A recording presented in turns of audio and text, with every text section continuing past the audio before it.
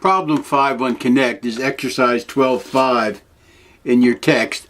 This is another decision-making problem, but now we're making a decision based on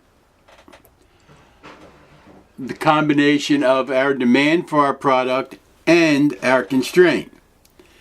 Now, if we have the opportunity, looking at this, we would clearly prefer to make fishing guards and nothing but fishing guards. This company makes high-end, high-end, hard-sided luggage for sports equipment. I don't have any of this for skis or golfs or fishing rods, but I do have some for guns, and this stuff is basically bulletproof. It's made for being bounced around on airplanes and stuff like that. That's what they're talking about here, not regular suitcases. Well, based on just the selling price and the variable cost per unit, we would like to make nothing but fishing guards. They have a $200 per unit contribution margin. Problem is, we're not going to sell that many. We have to sell what we can based on what the market is. So we can make all the theory we want, but we also have to pay attention to what the purchasing public will buy. Because it doesn't make any sense to make high contribution margin stuff that you can't sell. So, in this case, they tell us that, and they want us to focus down here on these two items, the pounds of plastic pellets and the machine processing time. And they're saying, suppose one is the constraint. One is the thing that's keeping you from making all you want. And then they say, well, suppose the other one is. So let's see what they're asking us. Okay, it says, if we assume that the total time available on a plastic injection machine is the constraint. So the machine is the constraint. We could make more if the machine went faster or if we had an additional machine. How much contribution margin per minute of constrained resources earned by each product? This is a little different way to look at it. Because what we're going to do is we're going to take a look at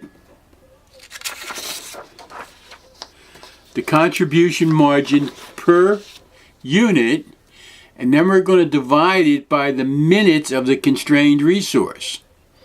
So the ski case has a $140 contribution margin.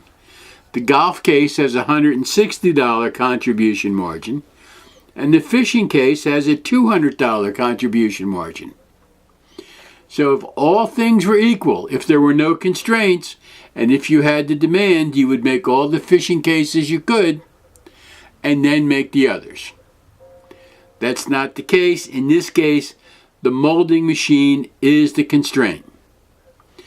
So we have to take a look at the molding machine and see what's the best way to maximize our contribution margin for the entire entity, not for the department, not for one particular line, but for the entire entity. So if it takes 2 minutes to make $140 contribution margin, that machine, if we make ski cases, will produce $70 per minute. If we use that same machine to make golf cases, each case takes 5 minutes. So for 5 minutes, we can make $160. So for each minute, 5 into 60, that machine will make us $32 a minute if we make golf cases. And each fishing case takes 4 minutes. So each minute on that machine generates $50 contribution margin. So, looking at it that way, using the machine as the constraint. Everything has to go through this machine. This machine is the bottleneck. The ski case uses 2 minutes on that machine, and it will make $140 of contribution margin per unit. That's $70 per minute. So we're no longer looking at per unit, we're looking at per minute per unit. Same with the golf case, same with the fishing case. So, the production of the ski guard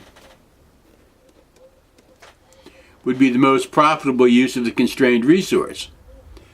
And the reason for that is that the contribution margin per minute is $70, which exceeds the other two by a significant amount. So that's parts 1 and part 2. So we did part 1, we did part 2.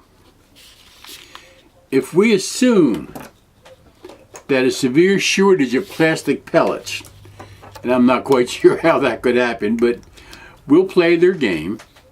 A severe shortage of plastic pellets has arisen. The company has to cut back its production so much that the new constraint is available pounds of pellets. In other words, they can't just go buy all the pellets they want. They can only get so many pounds, so many tons per weekday, month, whatever.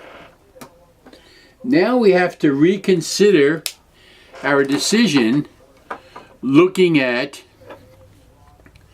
the contribution margin per unit of constrained resource, and the constrained resource now is per pound of pellet. Okay? So, that was per use of machine. Now we're going to do the same thing per pellet pound. And I'm trying desperately to find some wisecrack for pellet pound. I got nothing. So, the contribution margin still stays the same. 140, 160, and 200. Again, perfect world, no constraints. We'd make all the fishing stuff we could. The hell with the other stuff. We don't live in a perfect world. No matter what the politicians say, we always have trade-offs. In this case, the trade-off is pounds of pellets. And for the ski guard, we use 7 pounds of pellets to generate $140 of contribution margin. So by making ski guards, we're generating $20 contribution margin per pound of plastic pellets. The golf guard uses 4 pounds of pellets to generate $160 worth of contribution margin, or each pound of pellets, which is really not easy to say, yields $40 of contribution margin. So by making the golf guard, we can make $40 per pellet pound, using that as the constrained resource. And under the fishing constraint, it uses 8 pounds of pellets. That's $25. So you see, in this case, although whether we use the machine or the pellets, the fishing guard never is the most profitable unit, even if you could sell an unlimited amount, because it uses up your constrained resources in a least or less profitable way. So if pellets were the constraint, we would want to make the golf guard,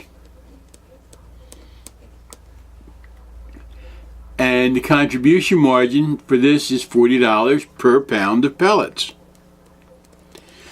And we always want to make the item that will yield the highest contribution margin per constrained resource. Now, if you have no constrained resource, you make the unit that will sell with the highest possible contribution margin. You make as many of those as you can sell, and then with whatever production time you have left, you make the next most profitable and then the next most profitable. So, this is not in the problem, but let's just use this problem as an example. Suppose this were the case, and we could sell as many of these as we wanted. Well, if that were the case, we would make all fishing guards and none of the other two. Suppose we could sell 1,000 fishing guards a month.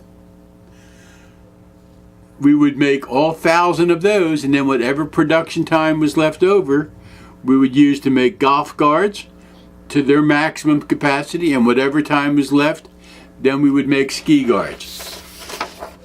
Managerial accounting is just giving you ways to gather information to make smart decisions to run your business.